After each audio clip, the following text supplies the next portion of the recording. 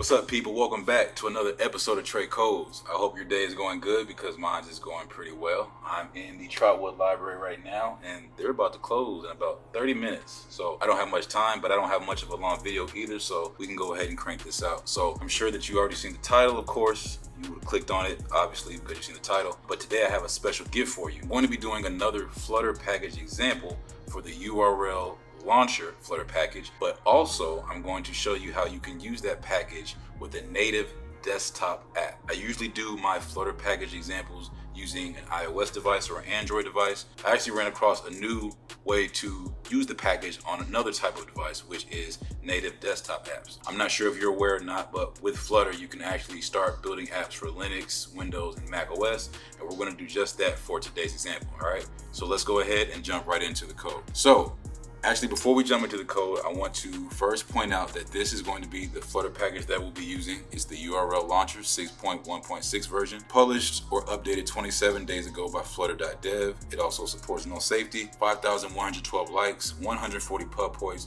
and 100% popularity. It's also a Flutter favorite, so it's going to be really good to work with as far as the example that we need for today. All right.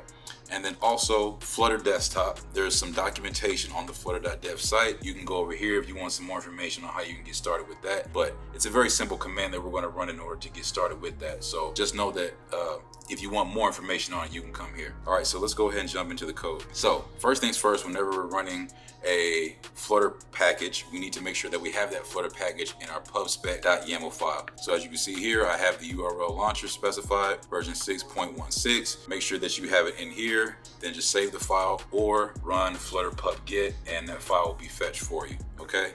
That's all we need to do on that side. So we can go ahead and close this out. Now, if you want to run the URL launcher on a native iOS device, I also went ahead and added the permissions that you would need to add to your info.plist file. You would need to add this ls application query scheme key and then pass in these string values to allow for sending text messages as well as phone calls. So you just add these 5 lines right here. All right, don't worry about that because we're doing a desktop app today though. All right, same thing for Android. If you want to do it for Android, you would need to add this queries array essentially into your Android manifest.xml. Okay, and I'll be sure to provide a link. Actually, the information for all of this is actually on the URL package on pub.dev, so that explains all the permission that you would need to add anyways.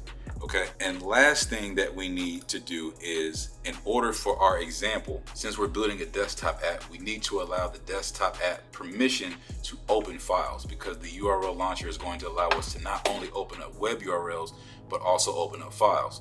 In order to do that, we need to give permission to the application to do that. And you would do that by coming into I'm probably getting ahead of myself just a little bit. So just keep in mind that you would need to add the false value to the com.apple.security.app.sandbox key in your debug profile.entitlements for your Mac OS application. All right, I'm gonna keep this open because we're gonna have to circle back around to this in a second, but just keep in mind that you would need to turn off sandbox security in order to allow your app to access files outside of the applications directory. Okay, so first things first, when we need to build a Mac OS application, we need to run a simple command. All we need to do is run flutter build Mac OS. All right, now what that's going to do is actually going to build the application for us. It's going to give us a new directory. So as you can see on the side, we usually have Android and iOS, but along with other ones that I've just specified, since we had the Mac OS built, we now have a Mac OS directory. And I also did Windows and Linux earlier. Don't worry about those, those are just for examples. But this is how you would essentially add a new directory in order to run a Mac OS application. Okay, so we're gonna let that build right now. Give it a little second. And once it's done, we'll then be able to use Mac OS as our device type. Okay, so let's see here. Okay, cool, it's all installed. And as you can see now, we have that Mac OS directory already, and now the Mac OS is now a device type. So you can do Chrome, of course, for web, but you can now also do Mac OS for desktop, which I think is pretty cool. I've never built a desktop application till today, so I'm a little excited, but that's the gist of how you would get that started, okay? Now, for the part you've been waiting for, the code, all right? So I have this demo page right here, and I pretty much specified 5 different URLs that we're going to be using for the URL launcher. So what the URL launcher does is it opens up a URL that you pass in, and that URL can be an actual web URL, or it can be URL structured in the form of text messages, phone calls, or even opening files and sending emails as well. Okay, so the first URI that we have is the web URI. That's just going to open up a web URL to the flutter.dev website. We have an email URI that I created, and we create that by creating the URI object and then passing in the scheme mail to. We specify the path as far as where the email is going to, and then we have this query property where we pass in subject and body. Now this encode query parameters method is a method that I created down here. Well, I didn't create it. I don't want to take the credit for it. It's actually on the web. It's on the documentation for the URL launcher, but it essentially allows you to create like a key value pair mapping for the queries that you need for your URI. URIs. That's a tongue twister. All right. So essentially what that does is it maps this example subject to subject, and then good evening to whom this may concern to body. All right. Then we have the phone URI. This is the URI that you would need to specify when you want to make a phone call. You just pass in a string that says TEL, and then you specify the phone number. I always get that mixed up. I don't think this is semicolon. It's either semicolon or colon. I should know the difference, but I don't right now. So just know that that's the structure that you would need for the phone URI. We also have the text phone URI. This is what you would need to do to specify sending a text message. So the first one is making a phone call. The second one is to actually open up your messenger and send a text message. And then finally, we have the URI for opening a file on our desktop. Okay, so I specify the path to this document that I have right here, helloworld.txt. Okay, so what's going to happen is when we click the button to open up that URI, it's going to open up that helloworld.txt file for us. Then we have this launch URL method. Pretty much what happens here is we first check to see if we can launch the URL. That's the URI, URL. I'll probably be using these interchangeably. Just know they're kind of the same thing. But first going to check if we can launch the URL, all right? And if we can't, then we're going to throw an error that says could not launch URL. And there's a plethora of reasons why a URL couldn't be launched. It could be misformatted. The platform that you're currently on doesn't support this type of URL as far as opening up files. I know that on certain devices you can't open up files, right? So this is where an example where it might fail. But keep in mind that this is just a check here to ensure that we're not going to try to open up any URLs can't be opened up, okay? If it can be opened up, it's going to continue through this flow right here and then launch the URL.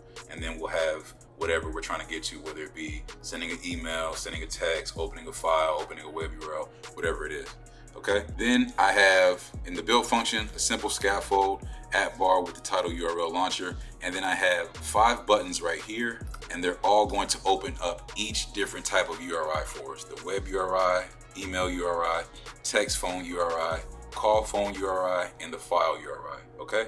So that's essentially all you need to do right here in the code. Let's go ahead and demonstrate how all this is going to work together, all right? Let's see here. So we have our Mac OS desktop device specified. So now we just want to hit run and debug, and now it's going to open up like any other Flutter device for us.